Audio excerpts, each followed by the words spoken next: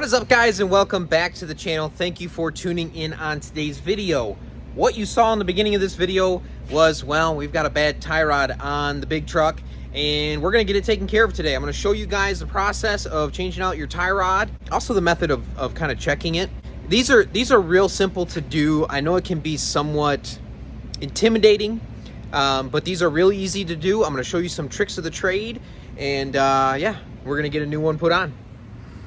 So this video is basically going to be from like 1999 all the way to your current trucks. Ford has had a really good steering system overall for the last 26 years.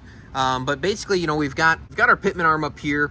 We've got our drag link that comes down to our outer drag link, and then we've got our right hand tie rod and our left hand tie rod. Okay, we've got a steering dampener up here as well.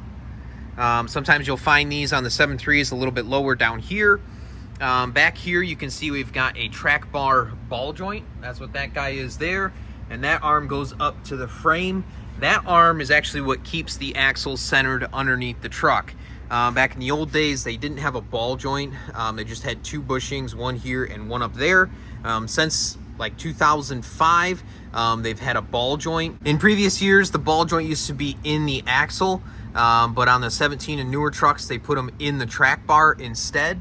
But overall, this has been a really tried and true setup for Ford for a lot of years. But like with anything, the way that these are designed, there's a ball inside of there, and over time, wear and tear occurs and they fail. Now, I will say from 2005 and up, this tie rod is the most problematic tie rod. These ones, for whatever reason, they wear out first. So this is probably all factory steering right here on this truck, 115,000 miles, and this tie rod, first one to go here, but we're gonna go ahead and get it taken care of. Now, when you're checking out the steering and ball joints and whatnot on the front end of your Superduty, the best way to do it is to get it down on the ground, grab a buddy, and have them get in the truck and turn the wheel back and forth just a little bit, right? We want to put pressure on our steering joints, and you're going to look and check and see what kind of movement you're getting out of these joints. And that first clip of this video, you could see how this one was moving up and down. I will say on these tie rods, this type of movement, you'll notice, is normal. However, that up and down movement that we were seeing, not good. That's going to be wear and tear. That's true for our other side as well. When it comes to the drag link ends, the drag link ends, again, are going to have a little bit of rotation. They're also going to have a little bit of in and out movement. I've done a lot of drag link ends, and I've put brand new ones on, and they have that little bit of up and down movement. What we don't want to see is excessive up and down play in that joint. A little bit is okay, but we don't want to see excessive. And then finally, for our track bar ball joint, you're going to have a little bit of side-to-side play, but you shouldn't get any up and down play. And then just always check out the bushing up here. These bushings, they last a long time, but you will start to get quite a bit of movement out of those. A little bit is normal. Too much, excessive, replace it. Anyways, if you got a dually, well, you're in luck. You don't have to pull your tire off. If you don't have a dually, then you're probably gonna have to pull your tire off. But you can see we've got a cotter key pin here. We're gonna get that guy popped off. Usually these are either 21, most of them are 21s. We'll zip that nut off, and then I'll show you guys the trick to pop this guy loose. Okay, now that the nut is loose, you wanna make sure that it is finger loose like this. But I usually screw it in just a little bit. This is what's going to catch our end when we do eventually pop it free. Now, there's a lot of different methods to this, okay? You guys with pickle forks, put them away. Put them away. We don't need it around here. Just find yourself a hefty hammer with some good leverage, okay? And all we're going to do is we're going to swing this hammer real hard, and we're going to hit right here. Right there, right on the knuckle, and eventually that sucker is going to pop free. It's going to drop down. Our nut will catch it. Sometimes you can tap right here just a little bit, but yeah, to pop it free, big hammer, smack it right there. Put your purse down. Don't be afraid to grab it with two hands and pop it free. Okay, and it is pop free. Yes, you're gonna mar this up a little bit. So if you want to grab your pickle fork, I guess you can, but around here, that's not how we do things. Now we can go ahead and take the nut off. That guy's gonna slip off of there. We're gonna try to clear the tire here, just like that. Swing this guy up out of the way, and now we can work on it from here. Now, if you're doing one of these tie rod ends, you are going to have to get an alignment done, really just so that they can set the toe, or you can do a tape measure alignment, okay? That's fine too. I've had pretty good luck with those. You want about a 1/16 of an inch toe in. So before we unscrew this thing, we need to take a measurement here. So we're just gonna go from that tie rod over to here, kind of find the happy medium. Looks like we're just a scotch over 61 inches, basically. So good enough. We'll make note of that, and now we can go ahead and remove this.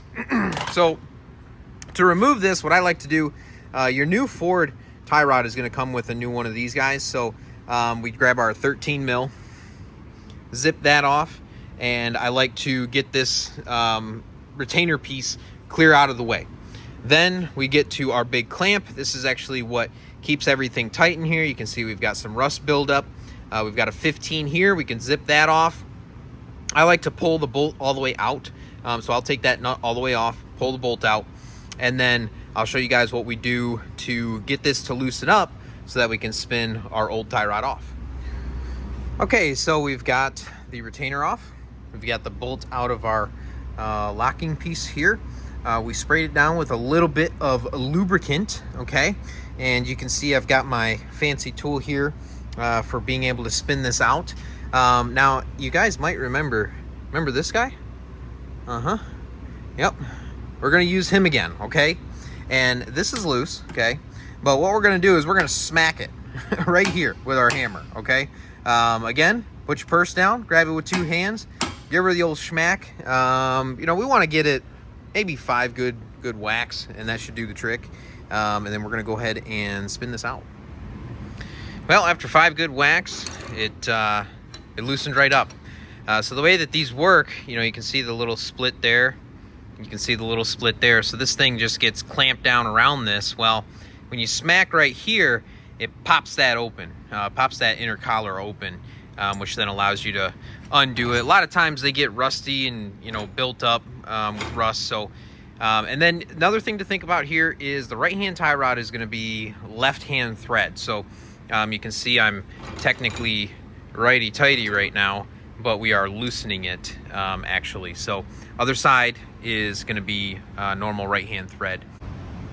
Okay, so we clean up the inside of the rod there with a circular brush there, and then I always take these new tie rod ends. I'm going to show you guys the part number here in a second, but you can see all the paint that's on the tie rod end, on the threads, and I will take them over here to the bench grinder and get them on this wire wheel, and I'll clean all of the paint off of the threads. It just makes it so much nicer and easier to spin these in. The paint tends to strip off when you're threading these in, and then it binds up, and then you have a hard time adjusting it or turning it. So I always like to take these over here. We'll get them, get the paint cleaned off, and then we can put some anti-seize on it. Okay, we got the new end spun in, anti-seize applied, set to a length of approximately 61 inches. We've got our new clamp piece on here. Okay, we've got the bolt reinstalled here. We're going to leave this loose, and we're going to go ahead and get that started and get it torqued down.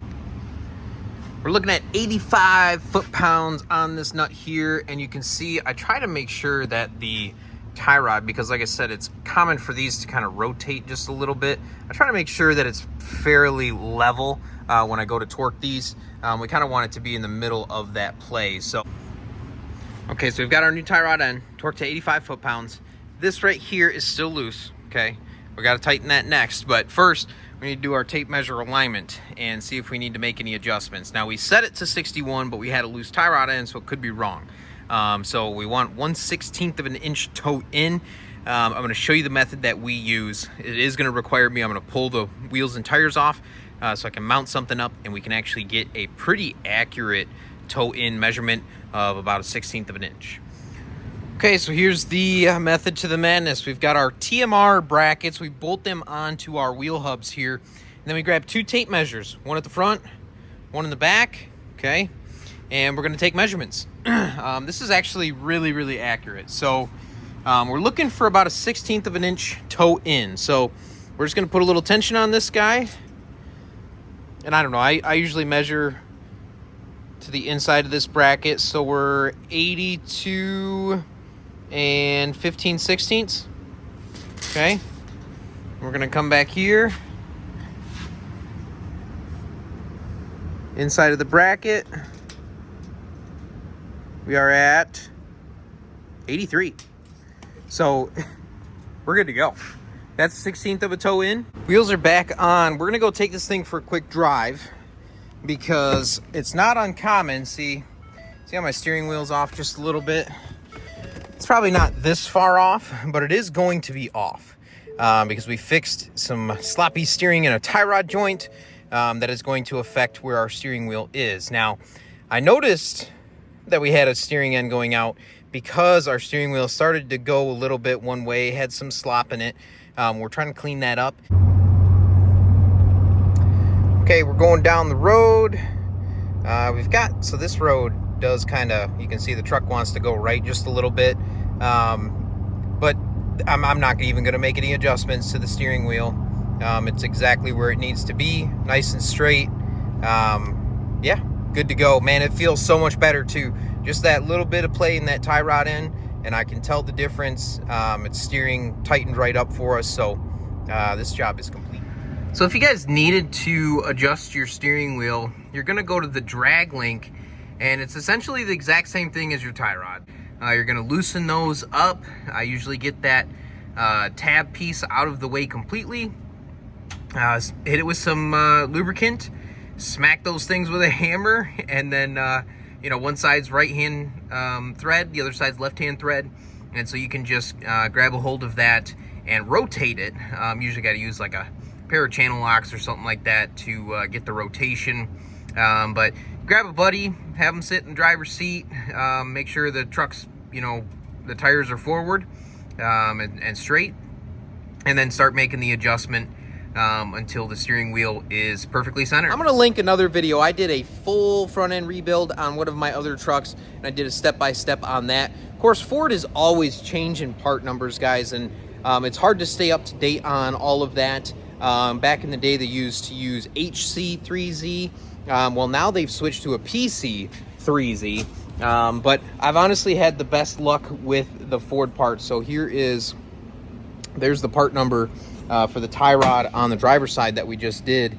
And that's going to be true for basically 05 to all these newer trucks as well. They've kind of kept the steering systems basically exactly the same. Thanks, guys, for tuning in. Like, subscribe, drop a comment, let me know what you guys think, and we'll catch you guys in the next video. Peace.